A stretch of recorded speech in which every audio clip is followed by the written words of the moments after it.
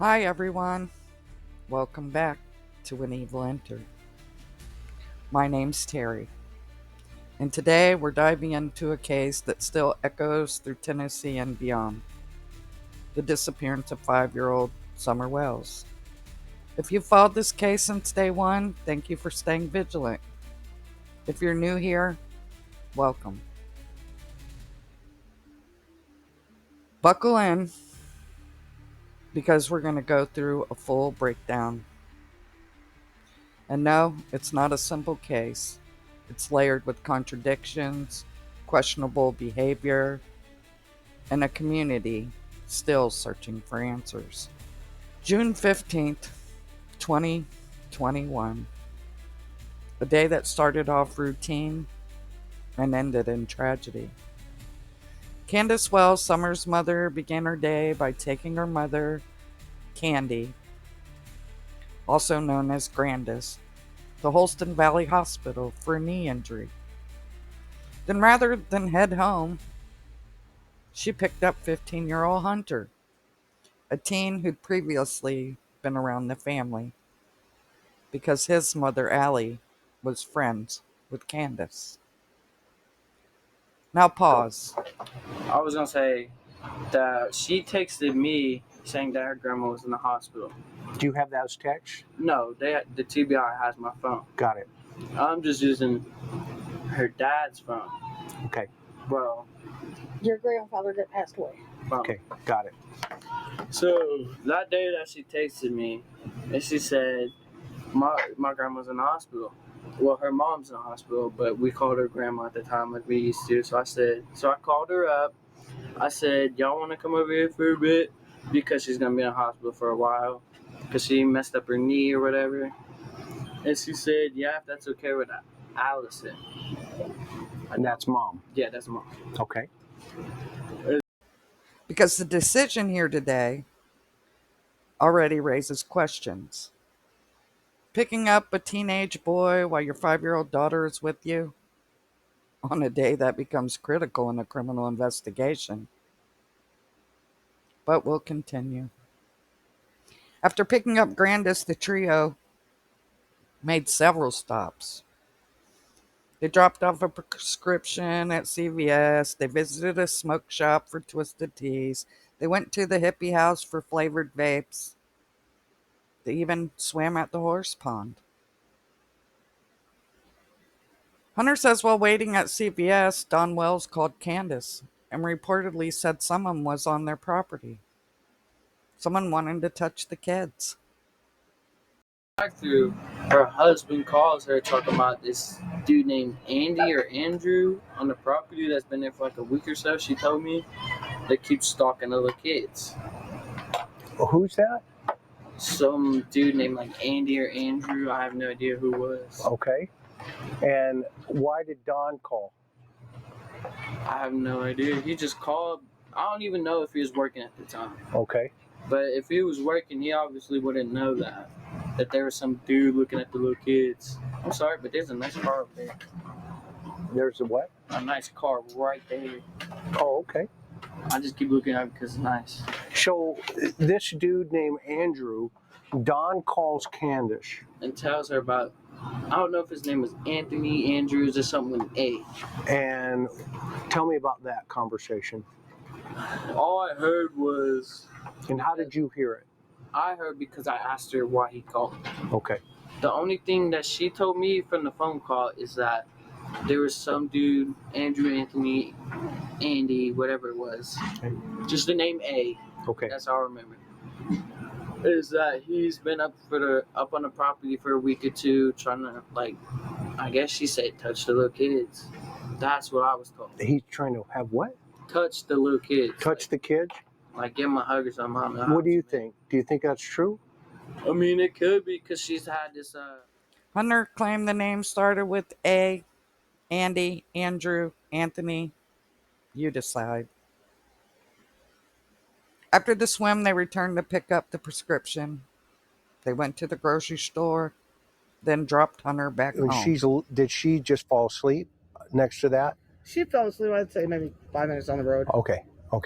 Got it. And then, so walk me through, you get home, You take the groceries inside. Is Don home, by the way? No, he's Okay. not. Okay. Actually, I parked the truck and I opened both doors. It's really hard because this lawnmower of his. But I opened the doors up and I shook her. I said, "Wake up, we're at home." She jumped right up Okay. like nothing. I unbuckled her and I said, "Come on." I said, "Mom, I'll be right back." So went in there and got the boys and they were sitting at the table. And I said, "Come on, let's get the groceries out." And we brought them all in the house, went through them all, did And all that. Candace said she and Summer returned home. They unloaded the groceries and they went out to plant flowers. After planting flowers, Candace said Summer wanted to go in the house. So she walked to the door and said to the boys, "Watch Summer," and went back to fix her mom's knee brace. When she returned to the house, Summer was gone. That was the last time she claims to have seen her daughter. At 6:23 p.m., a 911 call was received by two parties, so they say. We've never got to hear that. But the dispatcher said But the mother had went for a walk, came home. Now they can't find her. They've been yelling for her. She's been gone for about 10 minutes now. that's never matched Candace's version. Don Wells raced home from work. He said he immediately believed Summer was abducted, not wandered off. Well, at first I thought, it's got to be some sicko hillbilly druggie, drug her out in the woods or something, or somebody put her in her car and took her not too far away or whatever like that. But I'm starting to wonder if it isn't some high-end thing. Maybe somebody's seen her on Facebook, because my wife was always posting stuff on Facebook. It could have been, she could be anywhere. I have, my mind just goes back and forth. I don't have any idea. Neighbors like Andy Bernard and Jody Sue Brown inserted themselves into the early timeline. Jody Sue said she heard a scream earlier in the day. A scream law enforcement later determined to be unrelated. A flash of a car that went up Candace and Donnie's driveway. Something about it struck me wrong. She and her family next heard a truck door slamming and dismissed it as their neighbors. The next sound was harder to justify. About an hour and a half before Summer is thought to go missing, Jody Sue, her son, and her daughter heard something far more suspicious. A scream. Stopped all three of us cold. Her daughter was the first to go to the cabin door. Then all three were there, listening still. We heard just this kind of shrill, almost animalistic scream. Animalistic, but not an animal. Knew it was, wrong. It wasn't a dog. It wasn't an animal. That vigilance kicking into overdrive. Jody Sue and her son went out to look for the source of the scream. My son and I decided to go out, look and see what we could see. We went back onto the bank. Didn't see anything. Didn't hear anything. They went on with their evening. The kids returned to being kids. Jody Sue headed down her driveway around 6 to tend to flowers. And at this point, I start hearing Candace hollering for Summer. And then my brain immediately went, scream earlier, this, uh-oh. Jody Sue was the first to hear those calls and the first to join the search for Summer. I'm wearing sandals. And I know the best thing I can do is get into the water. So I step into the creek. Oh, because from there I can keep tracks down. Because when you live in areas like ours, worst case scenario. You also know what happens if somebody can't be found. And you know that staying in the water keeps scent down for dogs. Still, she claims she walked the creek in sandals to keep scent down for the search dogs. Sounds generous, but it's strange how quickly she jumped to helping dogs track a child minutes after hearing a child had been reported missing. Text messages between Jody Sue and Andy that day never mentioned Summer being missing. Zero urgencies, just weird emojis. A conversation about picking her up, a random banter. Red flags? Many would say so. Meanwhile, Don Sherfy, another neighbor, showed up at the creek too. He's the father of a man later arrested for child exploitation. Coincidence? Possibly. But the details feel a little off. By the next day, helicopters hovered. Churchill Rescue was on the ground, and an Amber Alert had been issued. Red TBI Toyota Tacoma. In addition, it has a full bed ladder rack with white buckets in the truck bed. They were seen near Beach Creek Road and Ben Hill Road on Monday, June the 14th, or Tuesday, June the 15th. TBI stresses that the person in this is not a suspect at this time. They simply believe that they could be a witness and want to ask them questions to see if they saw or heard anything when 5-year-old Summer Wells went missing around 6 o'clock Tuesday, June the 15th. Not any more than what we originally released. We know that her family reported her missing. They called the sheriff's office around 6:30. Prior to that, it was early afternoon when she was last seen, and they searched for a little bit and then reported her missing. How many hours would you say? I don't have that information. What should for captain or sheriff? What's TBI spokesperson Leslie Earnhardt said, "This case is outside the norm." They took to the public to look for a small witness truck, a maroon Toyota Tacoma with ladder racks and white buckets in the back. A curious detail, considering Don Wells had access to a work truck at Tucker Drywall that matched that description. Yet, he chose to take the family car to work the day Summer went missing. Why? As days turned to weeks, the investigation focused heavily on Fields Road, property owned by Andy Bernard's parents. It was searched over and over again. Eventually, that property was placed into a trust. Suspicious? I think so. Then the interview started. Dawn and Candace went on YouTube with creators like Molly Golightly and Perplexed TC. One moment in particular, when asked about Summer's birthday, Dawn turned to Candace. Neither of them knew. A pause, a shrug. Despite the date being tattooed on Candace's leg. Then Candace started yelling, door slammed. Dawn said, "Don't break my effing door," and then muttered something chilling. "I have 7 alibis. Candace has none. She's going down." Alibis. I have 7 alibis. Candace ain't got none. She's going down. You were at work, right? Yep. Yep. And they've always said you were at work. Yep. No, he I said have he had 7 alibis. I have 7 alibis. Candace ain't got none. She's going down. You were at work. Spontaneous utterance or something more. Let's not forget. Dawn admitted Starlink, which is satellite tracking, was his friend. Was the family car taken instead of the red truck to create a digital trail to work? While the other vehicles wasn't tracked?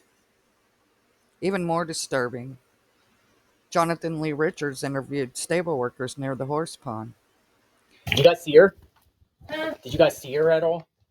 We saw she was down here the day she went missing. The truck was. We saw it. Oh, you saw the truck? Yeah. Did you guys talk to police? Oh yeah, TBI came and talked to us. It was like on surveillance or anything? I'm just covering the case. That's why. Well, they just saw it, and she was saw alive after she left here. Oh, she was alive. Yeah. Did you see them come back? No, we just saw the truck here most of the day. We were having summer camp, and that truck was down in the cul-de-sac. Truck was parked there all That's day. awesome horse. Could Summer been moved via boat? Was the pond a red herring or a crucial staging point? Then there's digital evidence. The TikTok video. Summer playing in the creek. Hunter splashing her. But that's not the only digital evidence. There was another video that Candace put out. It was a video of Summer limp on the milk jugs. And at another location, there was also a still image taken at another location. It shows the reflection of someone photographing her. Possibly a woman. Hair tied up and sunglasses in the background. Summer didn't look good in the video or the still image. Candace once said on an interview, "I'm sorry you feel that way, but nobody would have treated her that way if I was around." That's my baby, and nobody would ever treat her like that as long as I was around. Ever. Except she was around in the video. We hear her voice say, "Is her arm still up?" "No," someone replies. Still got her arm up? No. Still got her arm up? No. No. That's what I was trying to get.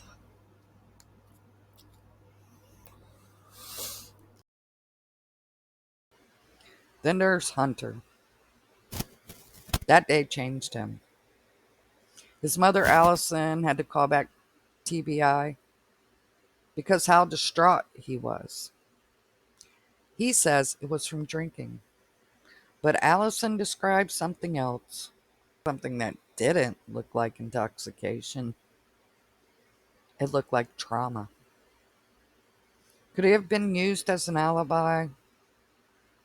Or did he see something no one should ever see? It's also worth noting, TBI took Hunter's phone and never gave it back. Law enforcement returned to 110 Ben Hill Road. They took multiple items: laptops, televisions, clothing, a picnic basket and a blanket, even shoes. Odd choices unless there's more to the story. 5. Something happened somewhere on 125. And certain kids had no knowledge of it, nor were they witness to. Mainly, 110. YouTuber Benny Keys saw the receipt on the counter when he went to visit and photographed it, including serial numbers. Those items were never returned. And a Canon camera, Dawn says, is missing. Not on the list. Where did it go? In 2022, the public learned something infuriating. Sheriff Ronnie Lawson's son, Brandon Lawson, was arrested and later pled guilty to 4 counts of attempted aggravated battery against a child he adopted. The result? 1 year in local jail 19 years probation and lifetime on the offender registry. The plea deal struck quietly on a Saturday. No fanfare, no transparency. The public was furious, and rightfully so. What happened to Summer Wells? Too many contradictions, too many deflections, too many secrets.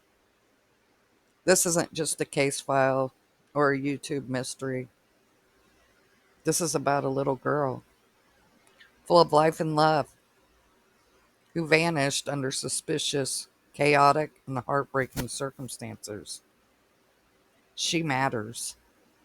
Until we know what happened, we will not stop talking about her. Thank you for taking the time to watch. Stay tuned for part 2, because there's more to uncover. Till next time, you guys.